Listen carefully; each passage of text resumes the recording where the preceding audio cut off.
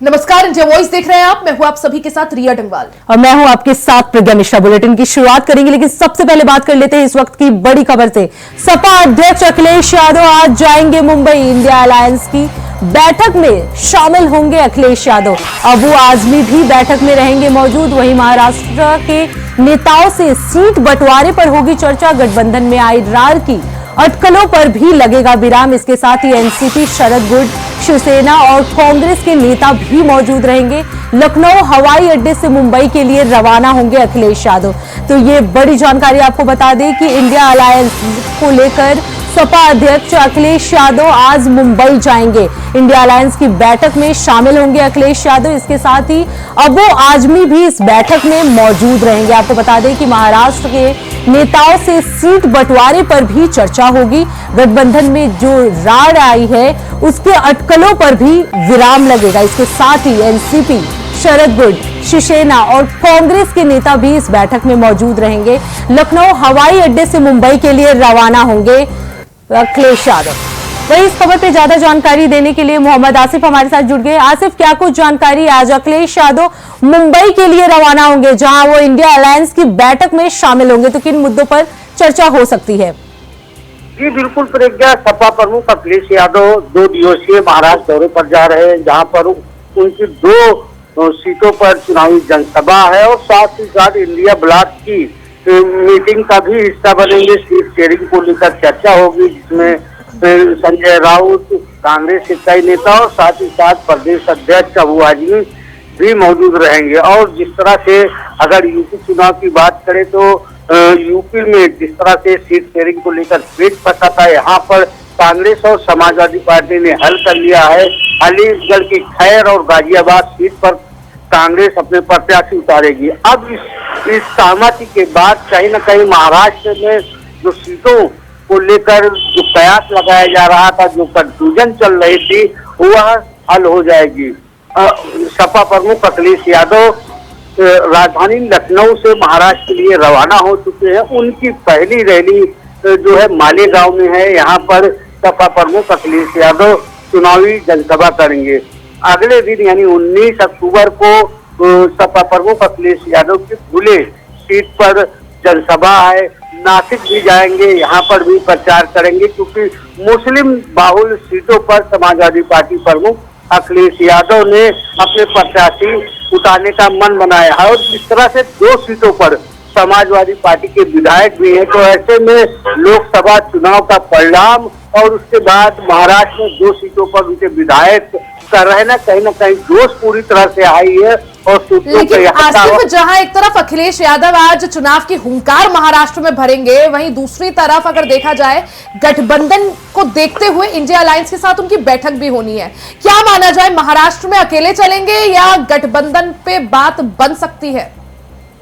देखिए रिया, जिस तरह से सपा और कांग्रेस के बीच अब बात लगातार बनती जा रही है और महाराष्ट्र में समाजवादी पार्टी ने 10 से 12 सीटों की डिमांड कर रखी थी, लेकिन कहीं न कहीं इस पर भी पेच फंसा हुआ है। कांग्रेस 3 से 4 सीटें देने का मन बनाई है और इसी सीट शेयरिंग को लेकर फंसे पेच को हल करने के लिए जो है आज एक अहम बैठक है इंडिया ब्लॉक की। और यह जो है 17 अक्टूबर को, हालांकि 17 अक्टूबर को ही इंडिया ब्लॉक की एक मीटिंग हो चुकी है, जिसमें संजय राउत, नाना पटोले, विजय वडेट्टीवार, जितेंद्र अहवाल, राजेश टोपे शामिल हुए थे। लेकिन जिस तरह से सपा प्रमुख अखिलेश यादव यानी समाजवादी पार्टी की सीटों को लेकर पेच फंसा है, क्योंकि कांग्रेस यहाँ पर गठबंधन से चुनाव लड़ेगी और जिस तरह से अबू आजमी ने एक बड़ी तैयारी कर रखी है अपने ज्यादा से ज्यादा प्रत्याशियों को उतारने के लिए, लेकिन मामला फंसा है सीट शेयरिंग को लेकर। अगर 4 से 5 सीटें अगर मिलती है समाजवादी पार्टी को, तो कहीं ना कहीं जो है अंदर खाने में जो है कंफ्यूजन और भी पैदा हो सकता है। बिल्कुल आसिफ, अभी आपने कहा कि सीट बंटवारे को लेकर ये जो मीटिंग है वो काफी अहम माना जा रहा है, लेकिन इसके साथ ही जो इंडिया अलायंस है उसके अंदर जो मतभेद चल रही है, उस नजरिए से ये कितना महत्वपूर्ण होगा मीटिंग? जी बिल्कुल प्रज्ञा, जिस तरह से अगर महाराष्ट्र की बात करें तो महाराष्ट्र में चुनावी समीकरण कुछ अलग है और यूपी के चुनाव का समीकरण कुछ अलग है। और यहाँ पर जिस तरह से सपा प्रमुख अखिलेश यादव ने तैयारी कर रखी है, आज वह महाराष्ट्र पहुंच रहे हैं और सीट शेयरिंग को लेकर बात भी होनी है, जिसके लिए आज एक बार फिर से इंडिया ब्लॉक की बैठक होगी। इस मीटिंग में महाराष्ट्र एसपी चीफ अबू आसिम आजमी भी मौजूद रहेंगे। उम्मीद जताई जा रही है कि गठबंधन को लेकर चल रही उठापटक इस मीटिंग के बाद खत्म हो जाएगी, क्योंकि पिछले कई दिनों से सीट शेयरिंग को लेकर रार जैसी स्थिति बनी हुई थी। और मुंबई में आज होने जा रही मीटिंग में एनसीपी यानी कि एसपी, शिवसेना और कांग्रेस के बड़े नेता भी शामिल होंगे। और जिस तरह से 33 सीटों पर एमडीए में सहमति बनी है और जो 17 अक्टूबर को 15 में एक मीटिंग हुई थी एमडीए नेताओं की, इस मीटिंग में बड़े नेता एमडीए के शामिल हुए थे और 36 में से 33 सीटों पर सहमति आपसी जो कांग्रेस और एमडीए के बीच जो सहमति बनी है 36 में से। बिल्कुल, यानी आसिफ आज मुंबई में इंडिया ब्लॉक की महत्वपूर्ण बैठक, सपा प्रमुख अखिलेश यादव भी इसके लिए पहुंचेंगे। हालांकि गठबंधन में सीट शेयरिंग को लेकर बात बनती है या बिगड़ती है वो देखना महत्वपूर्ण होगा। आसिफ आप बने रहिएगा, आगे भी आपका रुख करेंगे। वही खबरों में आगे बढ़ते बात लखनऊ की कर लेते हैं। लखनऊ में लगातार डेंगू और मलेरिया का कहर जारी है। राजधानी लखनऊ में पिछले 24 घंटे में डेंगू के 64 नए मरीज सामने आए हैं। जनवरी से अब तक डेंगू की अगर बात करें तो 1312 और मलेरिया के 454 मरीज सामने आ चुके हैं। सबसे ज्यादा इंदिरा नगर और आलमबाग में डेंगू के मरीज मिले हैं। जनवरी से अब तक चिकनगुनिया के भी 72 मरीज मिल चुके हैं। तो ये बड़ी खबर आप सभी को बता दें, जहां लखनऊ में डेंगू मलेरिया का प्रकोप दिन ब दिन बढ़ता जा रहा है। राजधानी में पिछले 24 घंटे की अगर बात करें तो डेंगू के 64 मरीज सामने आए हैं। साथ ही जनवरी से लेकर अब तक डेंगू के 1312 और मलेरिया के 454 मरीज सामने आ चुके हैं। सबसे ज्यादा लखनऊ में जो इलाके या जो मोहल्ले प्रभावित है डेंगू मलेरिया से, उनमें इंदिरा नगर और आलमबाग है। जनवरी से अब तक चिकनगुनिया की बात करें तो 72 मरीज मिल चुके हैं। आसिफ लगातार हमारे साथ बने, सीधा रुख कर लेते हैं आसिफ का। आसिफ, दिन ब दिन डेंगू मलेरिया का कहर जो है वो बढ़ता जा रहा है। ऐसे में प्रशासन द्वारा क्या कुछ तैयारियां, क्या कुछ कदम उठाए जा रहे हैं, और जिस तरह से प्रशासन के दावे हैं, तो यहाँ पर मरीजों की संख्या आखिर क्यों बढ़ती जा रही है, कमी क्यों नहीं आ रही? बात करें तो डेंगू के 1312 मरीज और मलेरिया के 452 और चिकनगुनिया के 72 रोगी पाए जा चुके हैं। तो ऐसे में यह कहा जा सकता है कि जो स्वास्थ्य विभाग का दावा है कि तैयारियां पूरी हैं, इस रोग पर काबू पाने के लिए पूरा प्लान तैयार कर लिया गया है।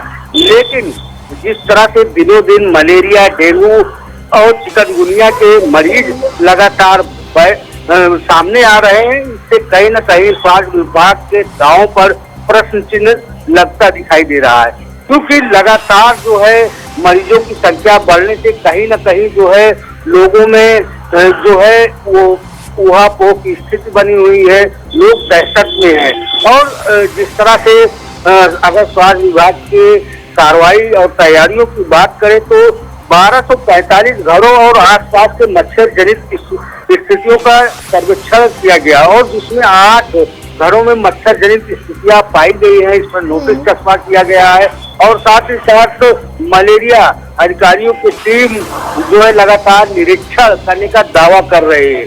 लेकिन इन सब के बीच जिस तरह से जो नगर निगम की जो जिम्मेदारी बनती है, कहीं न कहीं फेल दिख रही है, क्योंकि गंदगी और जमाव होने की वजह से डेंगू और मलेरिया जनित मच्छर पैदा हो रहे हैं, लार्वा पैदा हो रहे हैं। तो ऐसे में यह कहा जा सकता है कि अब जो है स्थिति और भी बिगड़ती दिख रही है। बिल्कुल आसिफ, अगर बात करें कि जो प्रभावित एरिया है उसमें सबसे ज्यादा इंदिरा नगर और आलमबाग को बताया जा रहा है, लेकिन इसके अलावा और कौन से एरिया है जो सबसे ज्यादा डेंगू और मलेरिया से प्रभावित है?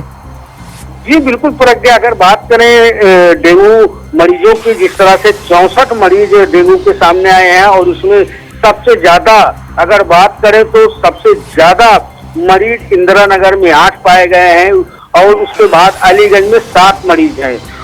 इनके रोड में 4, चंदर नगर में 8, रेड क्रॉस में 4, कुडियागंज में 5, सिल्वर जुबली में 7, ऐशबाग में 4, बीकेटी में 4, चिन्हट में 3 और माल में 1 और सरोजनी नगर में 5, गोसाईगंज में 2, काकोड़ी और गुडम्बा में 1 मरीज पाए गए हैं। इसके अलावा मलेरिया की 1 और चिकनगुनिया का 1 रोगी पाया गया है। और जिस तरह से अब कई मोहल्लों में इसका प्रकोप बढ़ता जा रहा है डेंगू और मलेरिया का, इसको लेकर एक चिंता भी लोगों के मन में आ गई है। हालांकि बिल्कुल आसिफ, ये देखना होगा कि आखिर प्रशासन की तरफ से किस तरह की तैयारियां हो रही हैं कि इस तरह से डेंगू और मलेरिया का प्रकोप जो है वो लगातार बढ़ रहा है। बहुत बहुत धन्यवाद आसिफ इस खबर पे ज्यादा जानकारी देने के लिए।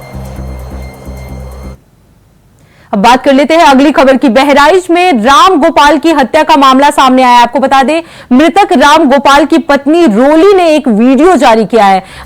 अभी हमारे साथ इंसाफ नहीं हुआ है। रोली ने ये वीडियो जारी करके कहा कि अभी हमारे साथ इंसाफ नहीं हुआ है, हमें दिखाने के लिए आरोपियों के पैर में गोली मारी गई है, लेकिन ये इंसाफ नहीं है। तो रोली ने अपना वीडियो जारी किया है जिसमें उन्होंने कहा है कि हमारे साथ इंसाफ नहीं हुआ है, आरोपियों के पैर में जो गोली मारी गई है वो सिर्फ दिखाने के लिए मारी गई है। तो रोली ने पुलिस पर घूस लेने का भी आरोप लगाया। इसके साथ ही अन्याय करने और साथ नहीं देने का आरोप लगाया है। तो गोपाल की पत्नी रोली ने अपना वीडियो जारी किया है जिसमें उन्होंने पुलिस पर आरोप लगाया है कि सिर्फ दिखावे के लिए जो पुलिस है उसने आरोपियों के पैर में गोली मारी थी, ये इंसाफ नहीं है। और रोली ने आगे ये भी कहा कि पुलिस ने घूस लिया है और अन्याय किया है उनके साथ। तो आपको ये बड़ी जानकारी दे दें कि बहराइच राम गोपाल हत्या मामले में राम गोपाल की पत्नी ने अपना एक वीडियो जारी किया है जिसमें उन्होंने पुलिस पर आरोप लगाया है कि सिर्फ दिखावे के लिए पुलिस ने ये एनकाउंटर किया था, दिखावे के लिए पुलिस ने आरोपियों पर गोली मारी थी। इसके साथ ही उन्होंने ये भी कहा कि ये इंसाफ नहीं है। रोली ने पुलिस पर घूस लेने का भी आरोप लगाया है, इसके साथ अन्याय करने और साथ नहीं देने का भी आरोप लगाया है। वही इस खबर पे ज्यादा जानकारी देने के लिए कुंवर दिवाकर हमारे साथ जुड़ चुके हैं। कुंवर, क्या कुछ जानकारी है? राम गोपाल की जो पत्नी है उन्होंने अपना एक वीडियो जारी किया है जिसमें उन्होंने साफ साफ पुलिस पर यह आरोप लगाया है कि जो एनकाउंटर किए गए हैं वो झूठा है, झूठे दिखाने के लिए पैर पे गोली मारी गई है, ये कोई इंसाफ नहीं है। जैसा कि बताना चाहेंगे, राम गोपाल की पत्नी रोली ने जो वीडियो जारी किया है सोशल मीडिया पर तेजी से वायरल हो रहा है। इनकी मांग थी कि जो है हत्यारों को जो है फांसी दी जाए या इनकाउंटर किया जाए, उनके घर पर बुलडोजर चले। लेकिन चूंकि मुठभेड़ हुई, मुठभेड़ में पैर में गोली लगी, पैर में गोली लगने से वो घायल हो गए, इसीलिए इन्होंने वीडियो जारी करके बताया संतोषजनक नहीं हुई है। उनका कहना था कि हमारे साथ इंसाफ नहीं हुआ है, पुलिस मिली जुली है, लेकिन ऐसा देखने को मिल नहीं रहा है। कहीं न कहीं पुलिस जिलाधिकारी मोनिका रानी और पुलिस अधीक्षक बिंदा शुक्ला प्रशासन में कोऑर्डिनेटर बनाकर जिस तरह जल्दी से जल्दी मामला शांत कराए हैं। जनपद में काफी जो है दंगा भड़क चुका था, लेकिन 2 दिन में ही 3 दिन में ही मामला सामान्य हो गया, शांत हो गया। आरोपी जो थे वो अभी जिला अस्पताल में भर्ती हैं, पुलिस जो छावनी में तब्दील है, मामला शांत है। जी लेकिन दिवाकर, यहाँ पर सवाल ये भी, राम गोपाल जो मृतक है उनकी पत्नी रोली पुलिस पर घूस लेने का भी आरोप लगा रही है। इस आरोप के क्या आधार, आखिर क्या वजह? इस आरोप पे कहीं न कहीं पुलिस कहीं न कहीं मिली तो रहती है। कुल मिला के अभी जो है हरदी थाना जजिस क्षेत्र में महाराज पुलिस पर घूस लेने का आरोप लगाना अपने आप में कई सवालिया निशान यहाँ पर खड़े करता है। तो आखिर क्या आधार है इस आरोप का जो वो लगा रही है? एक बड़ा मामला है और बड़ा जहाँ वहाँ के थाना अध्यक्ष अभी नए कमल शंकर चतुर्वेदी पोस्ट हुए घटना के बाद, और बौनी में सूरज राणा पोस्ट हुए। इन्हीं दोनों कंधे पर लाद कर एक वीडियो सोशल मीडिया पर वायरल हुआ है, जो दोनों नए थाना अध्यक्ष नए युवा हैं, अभी जल्दी पोस्टिंग हुई, ले जाके गए थे, वही मीडिया पर वायरल हुआ है। और पुलिस जो है संपर्क में लगातार इन लोगों की साजिश में थी, और आरोप भी इनका लग रहा है कहीं न कहीं जो है मिले बगैर की बात भी हो सकती है। जी दिवाकर, अगर रोली के लगाए ये जो पुलिस पर जो आरोप उन्होंने लगाए हैं, अगर इनमें सत्यता पाई जाती है तो क्या माना जाए, क्या एक्शन आला अधिकारियों द्वारा यहाँ पर लिया जाएगा? आला अधिकारियों भी बड़े अधिकारियों पर कोई कार्रवाई नहीं हुई है। थाना अध्यक्ष उसके इंचार्ज उसको सस्पेंड कर दिए थे गए थे, जबकि एसपी ग्रामीण का वीडियो एक जारी हुआ था जो भागते हुए भीड़ से लगभग 500 मीटर दूर खड़े हुए थे और भागते हुए नजर आया था, उनके ऊपर भी कार्रवाई नहीं हुई। तो कहीं न कहीं आस लगाए लोग बैठे हैं कि बड़े अधिकारियों पर गाज कब गिरेगी और सही से न्याय कब मिलेगा। इन लोगों को परिजनों का यही मांग है कि इनकाउंटर हो, न्याय हो। और अभी जो है जल्दी कल जो है PWD वाले जो है उनका घर नापे थे, जो मेन हत्यारोपी उसका घर नापा गया था, जल्दी से जल्दी बुलडोजर चलने की भी संभावना है। घर नापने का वीडियो जो है वीडियो जारी हुआ है। यानी जो मुख्य आरोपी है उनके घर पर बुलडोजर एक्शन भी यहां पर देखने को मिल सकता है। साथ ही क्या कुछ एक्शन प्रशासन द्वारा लिया जाता है उस पर सभी की निगाहें रहेंगी। दिवाकर, बहुत बहुत शुक्रिया जानकारी के लिए।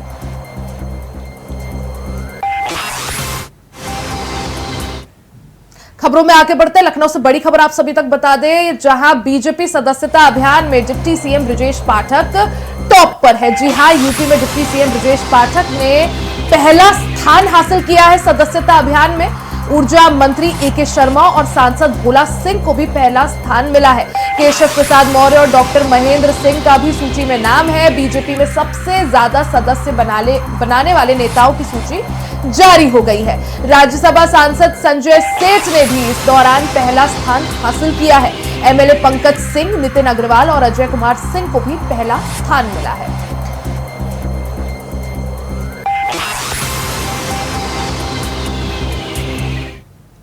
तो बात कर लेते हैं अगली खबर की।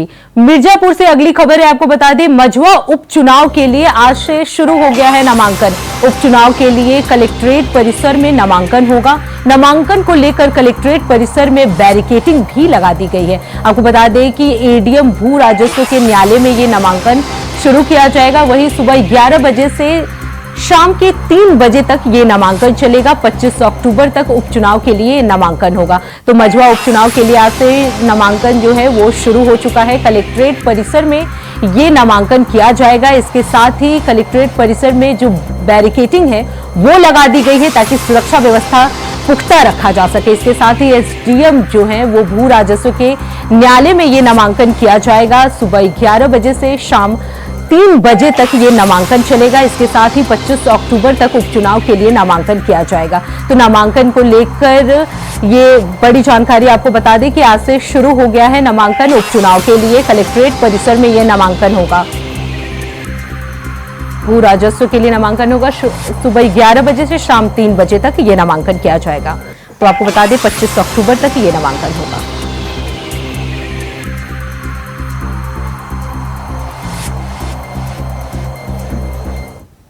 वही अब बात यूपी उपचुनाव की कर लेते हैं। उपचुनाव से जुड़ी बड़ी अपडेट आप सभी को दे दे। बीजेपी ने चुनाव आयोग को ज्ञापन सौंपा है। 13 की जगह 20 नवंबर को चुनाव कराने की मांग यहां पर की गई है। बीजेपी का कहना है कि 15 नवंबर को कार्तिक पूर्णिमा है। उपचुनाव के लिए नामांकन प्रक्रिया आज से हालांकि शुरू हो गई है। नामांकन दाखिल करने की आखिरी तारीख 25 अक्टूबर रखी गई है। तो ये बड़ी खबर आप सभी को बता दें, भारतीय जनता पार्टी ने चुनाव आयोग को ज्ञापन सौंपकर यूपी में उपचुनाव की तारीख को डिले या पोस्टपोन करने की मांग की है। उत्तर प्रदेश में 13 नवंबर को चुनाव होने हैं। हालांकि भारतीय जनता पार्टी ने मांग की है चुनाव आयोग से कि 13 की जगह 20 नवंबर को चुनाव कराए जाए। बीजेपी का कहना है कि 15 नवंबर को कार्तिक पूर्णिमा है। ऐसे में उत्तर प्रदेश में उपचुनाव की तारीख 13 की जगह 20 नवंबर होनी चाहिए। उपचुनाव के लिए नामांकन की प्रक्रिया हालांकि आज से शुरू हो गई है और नामांकन का जो आखिरी तारीख है वो 25 अक्टूबर की है।